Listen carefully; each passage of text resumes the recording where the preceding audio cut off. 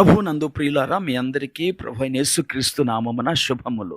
అద్భుత వాస్తవాల ఆధారిత ప్రసంగాలకు మరోసారి మిమ్మల్ని అందరినీ ప్రేమతో ఆహ్వానించుచున్నాను. తిరిగి జైలుకు వెళ్ళాలనుకుంటున్నారా?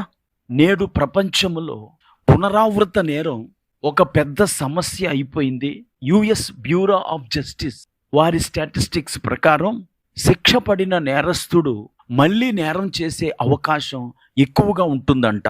అమెరికాలోని 30 రాష్ట్రాల్లో విడుదలైన 4 లక్షల మంది ఖైదీలలో 68% మంది విడుదలైన 3 సంవత్సరాలలో మళ్ళీ ఒక కొత్త నేరం చేసి జైలుకి వెళ్ళిపోయారట. అలాగే నేడు కొన్ని సంఘాలు దేవుని కృపను వక్రీకరిస్తూ ఉన్నాయి. మీరు యేసు ప్రభు నమ్ముకొని ఎలా జీవించినా యేసు మిమ్మలను క్షమిస్తాడు.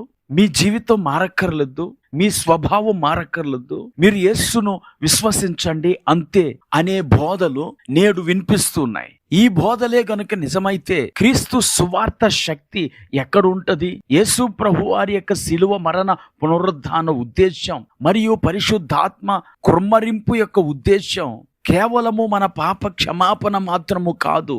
ఆ శిలువ శక్తి, ఆ పరిశుద్ధాత్మ నింపుదల మన రూపాంతరము కొరకు ఇవ్వబడినవి.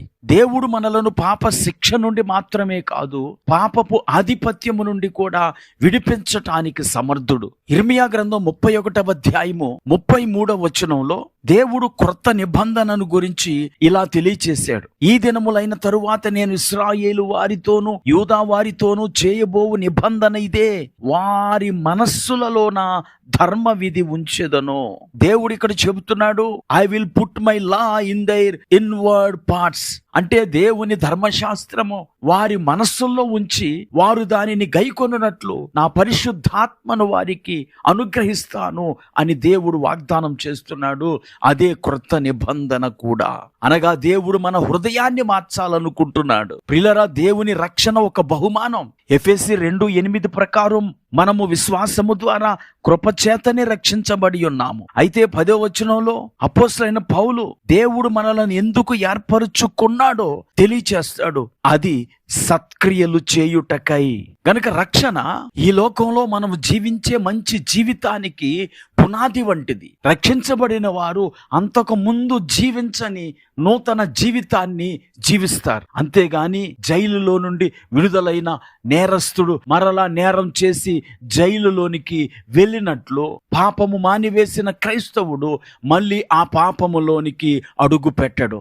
క్రీస్తు శిలువ శక్తి, పరిశుద్ధాత్మ కార్యము ఆ వ్యక్తిని రూపాంతరపరుస్తుంది. గలతీయులకు రాసిన పత్రిక 5వ అధ్యాయం 1వ వచనంలో అపోస్తలుడైన పౌలు ఇలాగు సూచిస్తూ ఉన్నాడు, ఈ స్వాతంత్ర్యము అనుగ్రహించి క్రీస్తు మనలను స్వతంత్రులనుగా చేసి ఉన్నాడు.